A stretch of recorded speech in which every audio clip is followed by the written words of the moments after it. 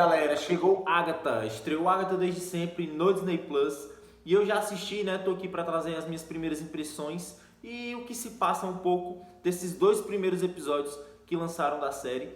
E essa série ela vem sendo muito criticada, mas ela tá longe de merecer todas essas críticas que a galera vinha dando antes dela estrear. Ela é meio termo, ela não é nem A nem B, fica ali no meio termo e tá longe de ser uma das piores da Marvel. Então, vamos falar sobre os dois primeiros episódios de Agatha desde sempre. Bora lá!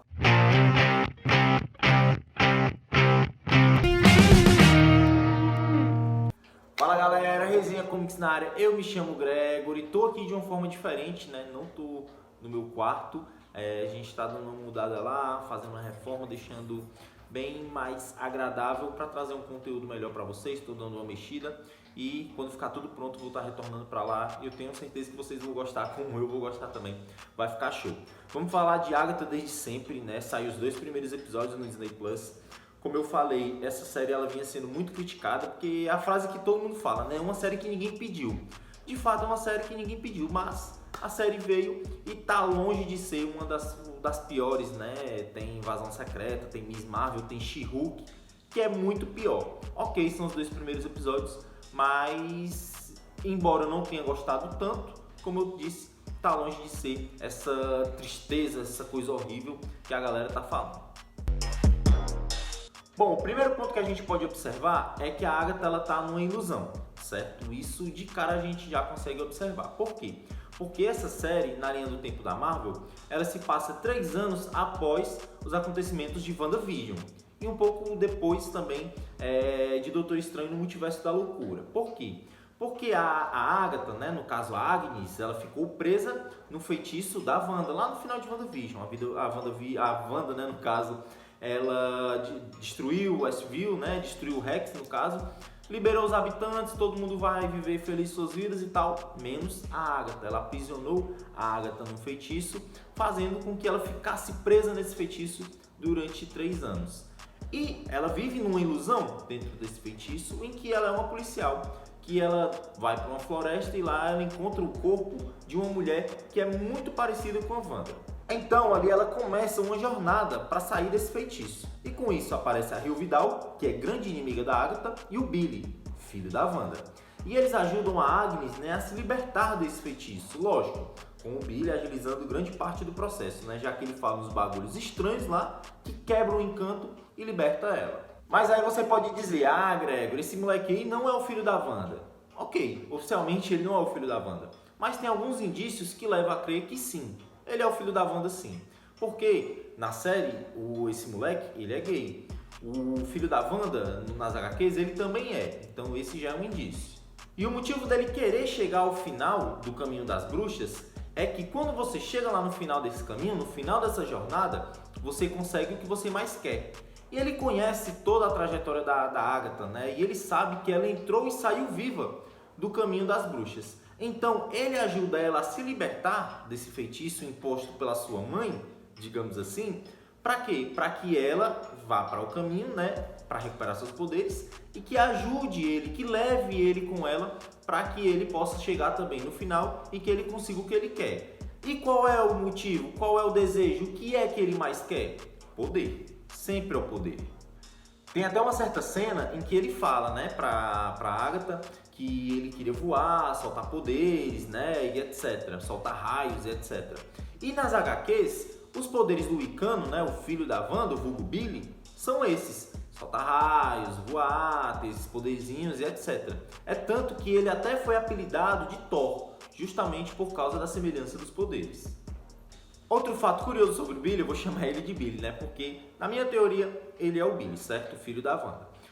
Outro fato curioso sobre ele é que, quando a Agatha pergunta mais sobre ele, para conhecer um pouco melhor sobre ele, e ele vai falar, algo distorce a voz dele, certo? Que a Agatha não consegue compreender. E isso acontece por 2 vezes.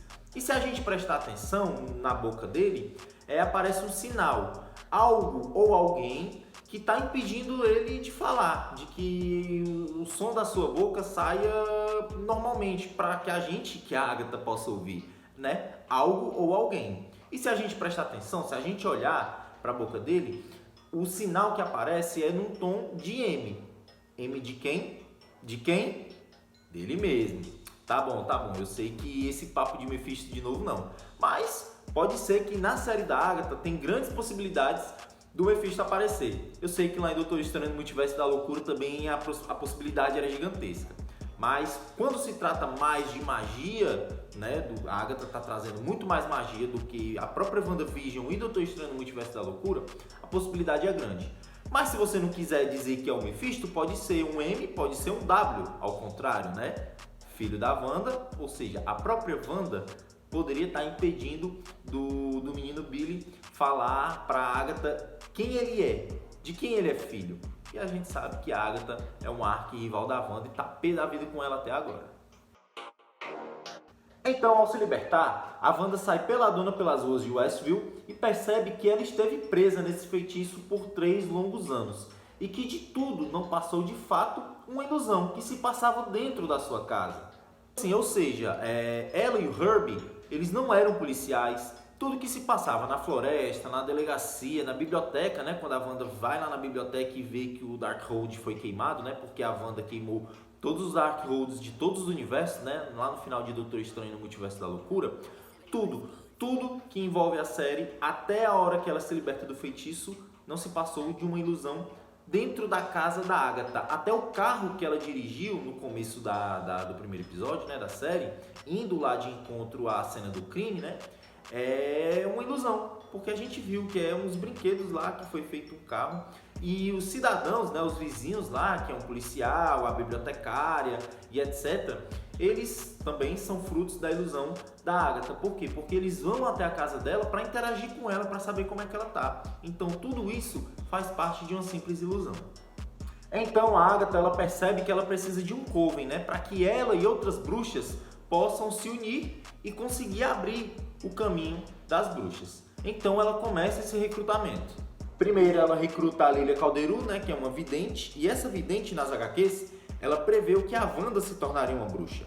Depois veio a Jennifer Kyle, que ela é uma bruxa que mexe com porções, e nas HQs ela fez parte dos Filhos da Meia-Noite. Também trouxe a Alice Wu. A Alice Wu, ela é uma bruxa de sangue, certo? Que nas HQs ela é uma policial que herdeu as magias da sua mãe. E ficou um pouco parecido, né, tirando o fato de ser policial, do que adaptaram aqui na série.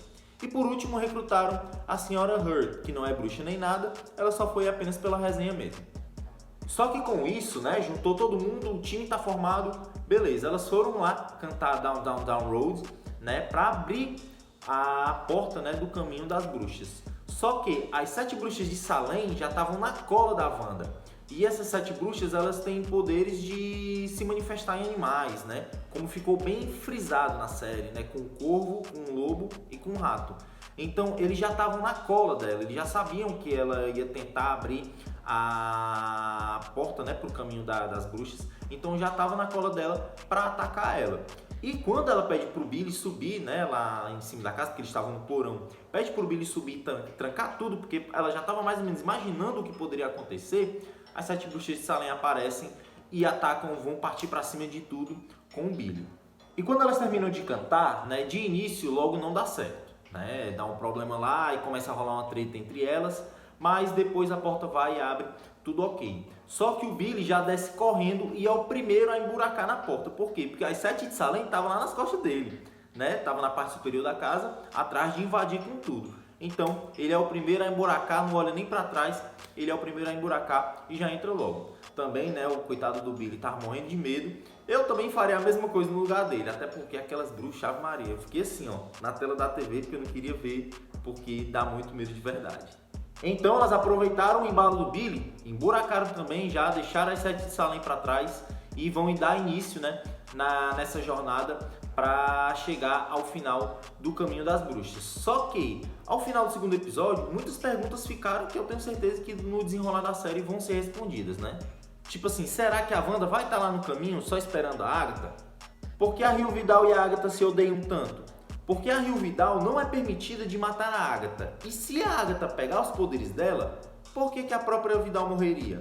E esse coelho é de fato filho da Agatha? Bom, essas e outras perguntas vão ficar para os próximos episódios, né? De fato, como eu disse, é uma série meio termo, não é 8 nem 80, todo mundo sabe que essa é uma série para um público nichado, né? Mas quem é fã da Marvel, quem é fã de HQs, tem muitas referências, né? Muito bacana essas referências em si, seja a WandaVision, seja as próprias HQs, né? Eu posso estar trazendo um vídeo até mais elaborado para vocês, detalhando todas as referências dos quadrinhos. Nesse ponto foi bem bacana, mas de fato tem umas cenas meio problemáticas que de fato eu particularmente não gosto.